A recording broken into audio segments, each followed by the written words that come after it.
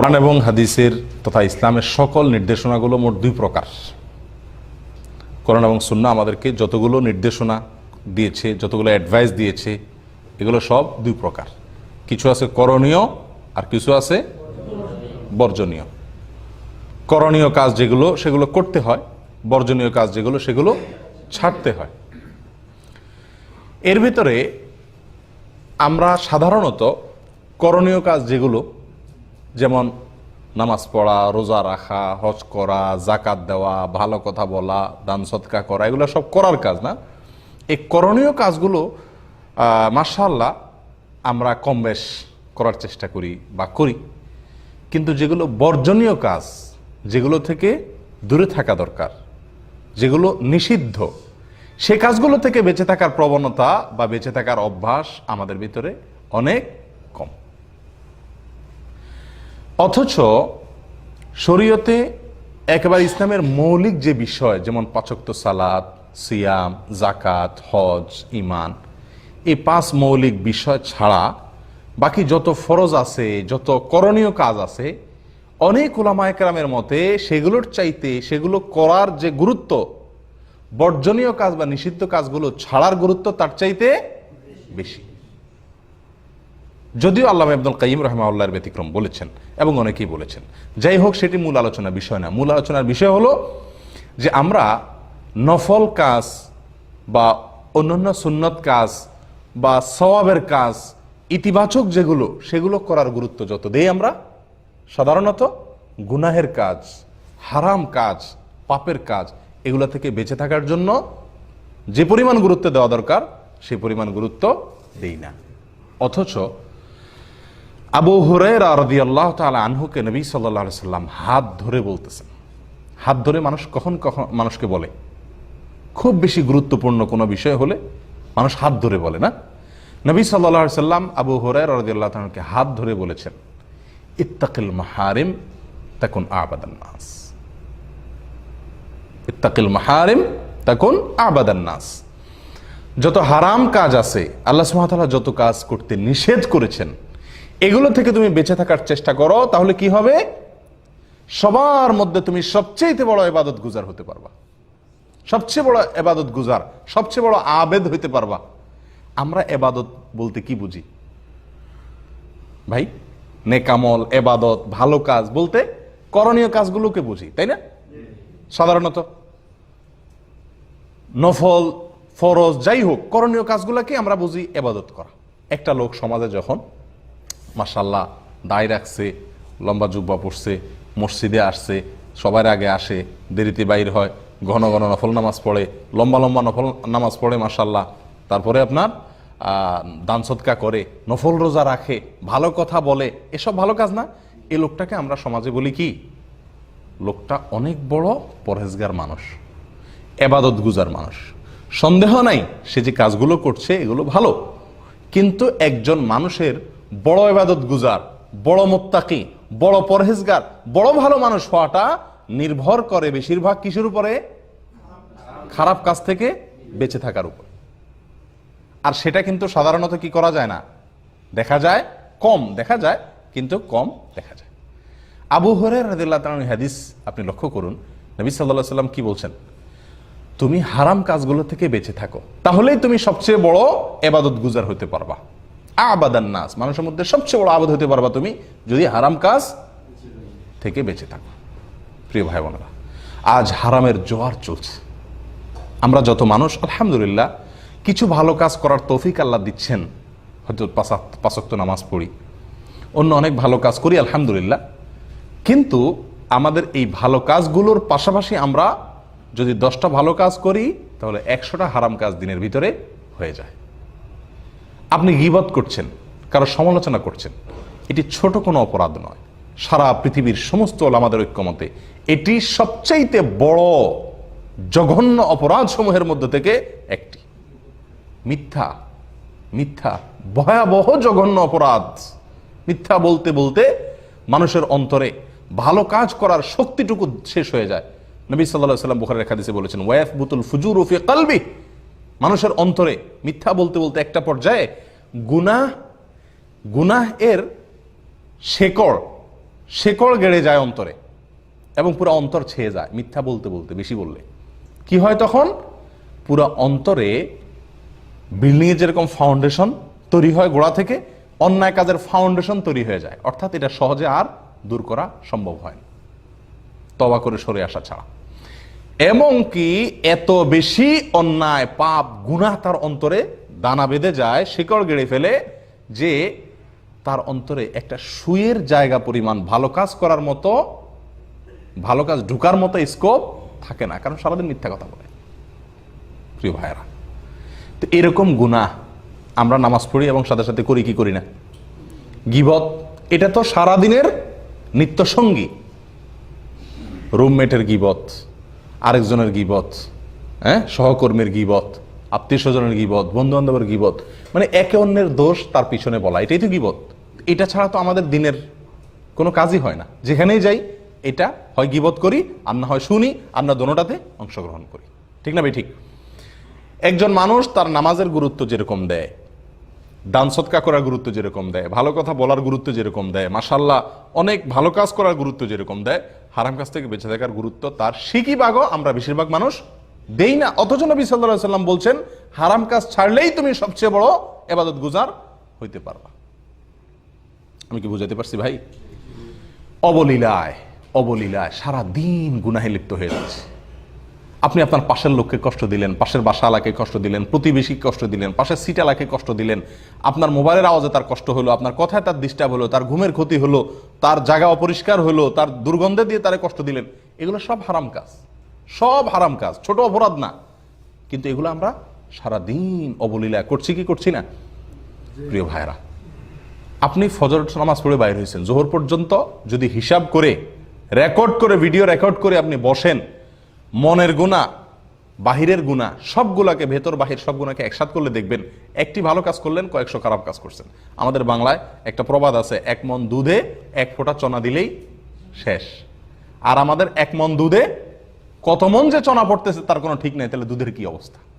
আমি কি বুঝাইতে পারছি? আপনি ভালো কাজ যদি একটা করছেন, ফজর নামাজটা পড়ে বাইর হয়েছেন মাশাআল্লাহ, কিন্তু জোহর পর্যন্ত দেখেন খারাপ কাজ কি পরিমাণ করছেন। আপনি নফল অনেক কাজ করছেন মাশাআল্লাহ, সুন্নাত দোয়া পড়ছেন, নফল দোয়া পড়ছেন, ডান হাতে খাইছেন, অনেক ভালো কাজ করছেন, কিন্তু লক্ষ লক্ষ কোটি কোটি নফলকে যদি এক পাল্লায় দেন আর অপর পাল্লায় একটি হারাম কাজকে দেন, কোনটার পাল্লা ভারী হবে? হারামের পাল্লা ভারী হবে। সারা জিন্দেগি আপনি নফল কাজ করছেন, সেজদা পড়েছিলেন, এটার যে মূল্য, নফল সেজদা, সারা জীবনের জন্য নফল সেজদা পড়ে থাকার যে মূল্য, তার চাইতে বেশি গুরুত্ব একটি হারাম কাজ থেকে বেঁচে থাকা। আমি কি বুঝাতে পারছি ভাই? কিন্তু আমরা অবলীলায় সারা দিন হারামে ডুবে আছি, হারামের সাথে বাস, মিথ্যা, গীবত, সমালোচনা, ফিল্ম দেখা, মানুষের হক নষ্ট করা, গালিগালাজ করা, দুর্ব্যবহার করা, অন্যকে কষ্ট দেওয়া, মনে মনে কুচিন্তা করা, চোখ দিয়ে দেখা গুনাহ করা, পরনার দিকে দেখা, সেটা অনলাইনে অফলাইনে। যদি আমি গুনি, সারা দিন গুনাহ গুনে কি করা যাবে না? শেষ করা যাবে না। প্রিয় ভাইয়েরা, আমল মাপা হবে। আমল কি করা হবে? মাপা হবে, আমল গোনা হবে না। আমি কি বুঝাতে পারছি? গোনা এক জিনিস আর মাপা আরেক জিনিস। নফল আমলের পাহাড় স্তূপ করে ফেলছেন, কিন্তু আপনার আমল নামে গুনাহ আছে। মাপা হবে, আর মাপলে গুনাহ থেকে বাঁচার, আল্লাহর ভয়ে, আল্লাহর ভয়ে হারাম থেকে সরে আসার, হারামের দিকে না দেখার, হারামের ব্যাপারে মুখটা বন্ধ করার যেই সওয়াব, তার যে বিনিময়, ওয়াল্লাহি লক্ষ লক্ষ কোটি কোটি টাকা আল্লাহর রাস্তায় দান করার, নফল দান করার, নফল সদকা করার, নফল লক্ষ লক্ষ বার রোজা রাখার, নফল লক্ষ লক্ষ বার তাসবিহ তাহলিল এবং দোয়া দরুদ পড়ার যে গুরুত্ব, তার যে মর্যাদা আপনি অর্জন করবেন। একটি বার হারাম থেকে করতে পারেন, হারাম কাজটা করলেন না, আল্লাহর ভয়ে সরে আসলেন, এর যে মর্যাদা ওই লক্ষ লক্ষ কোটি কোটি দান, নফল সদকা, নফল রোজা, নফল তাসবিহ এর চাইতে বেশি উত্তম। আমি কি বুঝাতে পারছি? কিন্তু এই জিনিসটাকে আমাদের জীবন আমরা লক্ষ্য করি ভাই? গুনাহ থেকে বাঁচার বিষয় কি খুব বেশি লক্ষ্য করা হয়? লক্ষ্য করা দরকার কি দরকার না বলুন?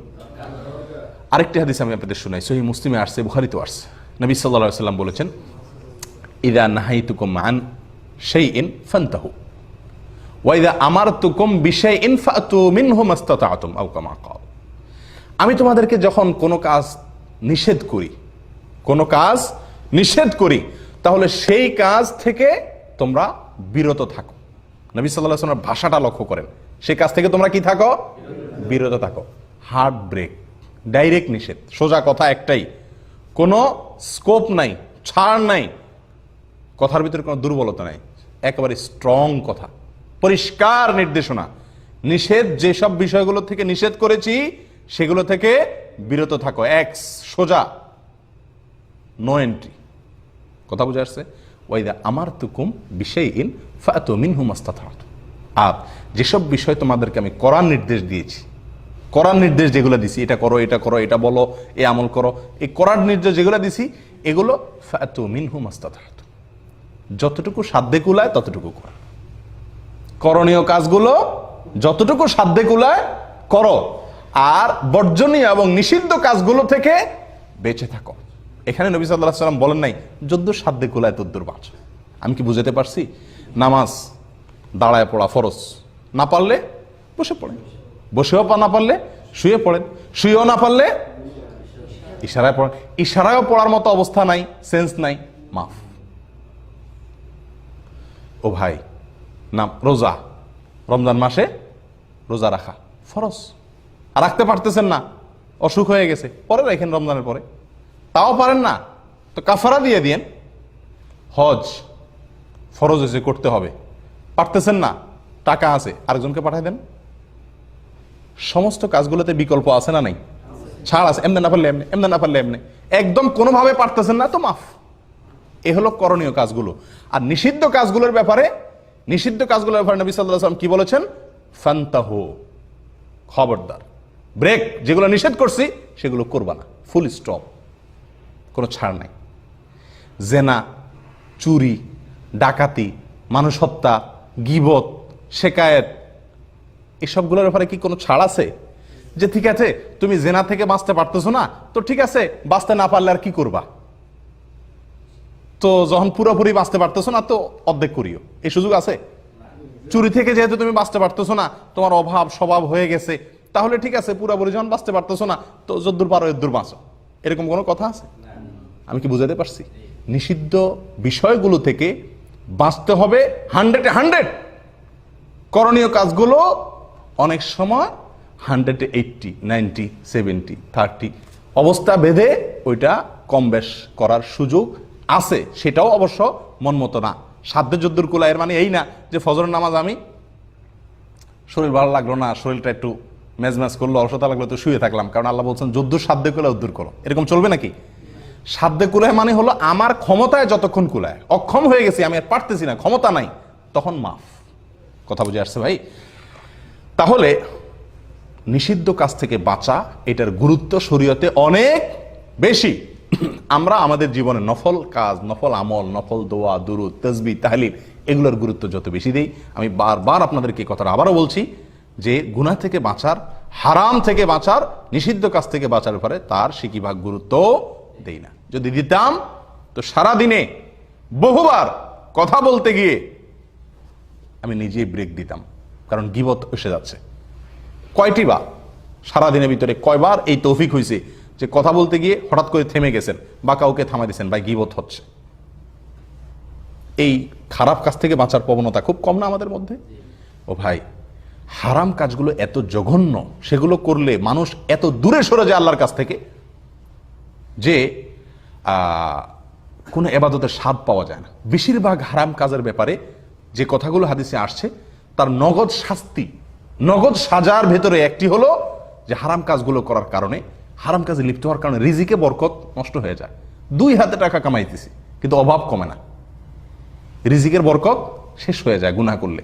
হারাম কাজ করলে এর চাইতে বড় যে অসুবিধাটা হয়, এর চেয়ে বড় যে ক্ষতিটা হয়, সেটা হলো ইবাদতের স্বাদ নষ্ট হয়ে যায়। ভাই আল্লাহ, ইবাদতের স্বাদ বড় আজীব এক জিনিস। ইবাদতের স্বাদ বুঝতে পারছি? দান করে আনন্দিত হওয়া, ইবাদত করে ভালো লাগা, সেজদা গেলে আর উঠতে মনে না চাওয়া, রুকুতে গেলে আর উঠতে মনে না চাওয়া, এটা হলো ইবাদতের স্বাদ। এটা হলো কি? আমি কি বুঝাতে পারছি? ইবাদতের স্বাদ। এটা পাওয়া যায় না, এটা নষ্ট হয়ে যায়, রুচি নষ্ট হয়ে যায়। কখন? আপনার জন্ডিসের রোগী যেরকম, জন্ডিস হলে মিষ্টি জিনিসও কি লাগে? তিতা লাগে, রুচি নষ্ট হয়ে যায়। ঠিক একইভাবে একজন মানুষ যখন গুনাহ করতে থাকে অবলীলায়, গুনাহ থেকে বেঁচে আসার, ব্রেক দেওয়ার, অন্যায় কাজ আল্লাহর ভয়ে ছাড়ার অভ্যাস থাকে না, ওই লোকটার ভিতরে কি হয়? এবাদতের যে স্বাদ, এটা নষ্ট হয়ে যায়। তখন এবাদত করে কোনো রকম, নামাজ পড়ে, কিন্তু সেটা কি, যেই স্বাদ তার আস্বাদন করার কথা, সেই স্বাদটা সে পায় না। যার কারণে ওইটা বোঝা লাগে, তার কাছে মজা লাগে না। এবাদত বোঝা লাগা এক জিনিস, মজা লাগা আরেক জিনিস। মজায় যদি এবাদত করেন আপনি, তাহলে সেই এবাদতে আপনি স্বাদ পাবেন, করেই ভালো লাগবে। আর বোঝার কারণে যদি এবাদত করেন, তাহলে এটা করতে পারলে বাঁচি, এটা ঝামেলা। ঠিক না ঠিক? প্রিয় ভাইরা, তাহলে হারাম থেকে বাঁচলে এবাদতের স্বাদ পাওয়া যাবে, রিজিকে বরকত হবে, আল্লাহর নৈকট্য অর্জন করা যাবে, আল্লাহর নৈকট্য অর্জন করা যাবে। একটি হারাম কাজ থেকে বাঁচলে আল্লাহ সুবহানাহু ওয়া তাআলাকে যত খুশি করা যায়, লক্ষ লক্ষ কোটি কোটি নফল আমল করে আল্লাহ তাআলাকে ততটা খুশি করা যায় না। ভাই, হারাম কাজগুলো, নিষিদ্ধ কাজগুলো থেকে বাঁচার গুরুত্ব কত বেশি আপনি লক্ষ্য করুন। আমাদের ইসলামের যে কালিমা তাওহীদ, কালিমাতুত তাওহীদ, এই কালিমাতুত তাওহীদের প্রথম বাক্য কি? লা। লা দিয়ে শুরু, না আগে। লা ইলাহা, কোনো মাবুদ নাই, কোনো মাবুদ, কাউকে ইবাদত করা যাবে না, কোনো সত্য মাবুদ নাই, কারোর ইবাদত করা যাবে না। আগে নিষেধ, ইল্লাল্লাহ, এরপরে হলো করণীয়, অর্থাৎ আল্লাহর ইবাদত করা। তাহলে না বাচকের গুরুত্ব কত বেশি, এটি একটি। কোরআনে কারিমে যদি আপনি দেখেন, বিভিন্ন হারামের ব্যাপারে আল্লাহ তাআলা বলেছেন লা তাকরাবু।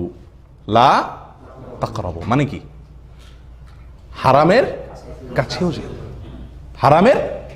তোমরা হারামের কাছেও যেও না, কাছেও। আচ্ছা, কোনো ভালো কাজের ব্যাপারে কি এরকম কথা শুনছেন আপনারা, যে কোরআন হাদিসে বলা হয়েছে যে ভালো কাজের কাছাকাছি যাইও? হ্যাঁ, এরকম কোনো কথা আছে? হারাম কাজের ব্যাপারে বলা হচ্ছে হারাম কাজের ধারে কাছেও যেও না। করা তো নিষেধ, কাছাকাছিও যাওয়া নিষেধ। কেন? কারণ কাছাকাছি গেলেই হয়তো কি হয়ে যেতে পারে, ওই কাজটা ঘটে যেতে পারে। তাহলে এখান থেকে হারাম থেকে বাঁচার গুরুত্ব বোঝা যায় কি যায় না ভাই?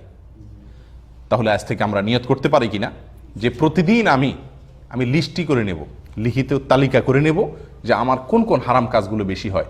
যেমন আমি মিথ্যা বলি, আমার গীবত হয়, আমি মানুষকে গালিগালাজ করি, আমি রাগারাই করি, আমি ঝগড়াঝাটি করি, অন্যকে কষ্ট দেই, রুমমেটকে কষ্ট দেই, পাশের লোককে কষ্ট দেই, প্রতিবেশীকে কষ্ট দেই, স্ত্রীকে কষ্ট দেই, বাবা মাকে কষ্ট দেই। সোজা কথা, ইনকামের ভিতরে আমার 2 নম্বরই আছে, হালাল ইনকাম করি না, মানুষের হক মারি, 1 রিয়াল হোক, 8 আনা হোক, 2 রিয়াল হোক, 2 টাকা 10 টাকা হোক। এভাবে আমি যত অপরাধ করি এগুলো তালিকা করতে হবে, এবং প্রতিটা হারাম কাজের সময় ফুল ব্রেক দিতে হবে, হার্ড ব্রেক চেষ্টা করতে হবে। হারাম কাজের থেকে বাঁচার একটা নগদ মজা আছে, সেটা কি জানেন? আপনি কোনো হারাম কাজ যদি আল্লাহর ভয় ছাড়েন, সঙ্গে সঙ্গে একটা ইমানি মধুরতা আপনি অন্তর অনুভব করবেন, মজা লাগবে। ওয়াল্লাহি, একটি মেয়ের দিকে আপনি দেখলেন ফেসবুকে, নেটে, অনলাইনে, অফলাইনে, দেখে যে মজাটা পাবেন, একটা মজা তো পাবেন। যদি আপনি আল্লাহর ভয়ে দেখার সুযোগ আছে কিন্তু দেখলেন না, আল্লাহর ভয়ে আপনি দেখলেন না, সঙ্গে সঙ্গে আপনার মনের ভিতরে এক ধরনের স্বাদ অনুভব করবেন। দেখেন আমল করে, আপনি যে দেখলেন না, আল্লাহর ভয় ছেড়ে দিলেন, সঙ্গে সঙ্গে অন্তরের ভিতরে এক ধরনের মানে ভালো মানুষের একটা ভাব, অথবা অন্তরের ভিতরে এই যে আপনি তাকওয়ার উপর আমল করলেন, তার একটা নগদ মজা আপনি পাবেন। ভালো লাগবে যে আলহামদুলিল্লাহ, আমি আল্লাহর হুকুমটা মান্য করতে পারছি, শয়তানকে আমি কাট করতে পারছি, আমার প্রবৃত্তির বিরুদ্ধে আমি দাঁড়াতে পারছি, বীরত্ব দেখাতে পারছি, আলহামদুলিল্লাহ আমি হারাম থেকে বেঁচে আসতে পারছি। আল্লাহ শুকর আদায় করবেন এবং সঙ্গে সঙ্গে একটা নগদ মজা অনুভব করবেন। তাহলে হারাম থেকে বাঁচার চেষ্টা করবেন তো ইনশাআল্লাহ। মূল মেসেজ হলো এটাই যে নফল ইবাদত, করণীয় কাজ, এগুলো করার চাইতে হারাম কাজ থেকে বাঁচার গুরুত্ব শরীয়তে অনেক বেশি। আল্লাহ তাআলা আমাদের সকলকে আমলের তৌফিক দান করেন। জাযাকুমুল্লাহ ওয়া আখিরু দাওয়ানা আলহামদুলিল্লাহি রাব্বিল আলামিন।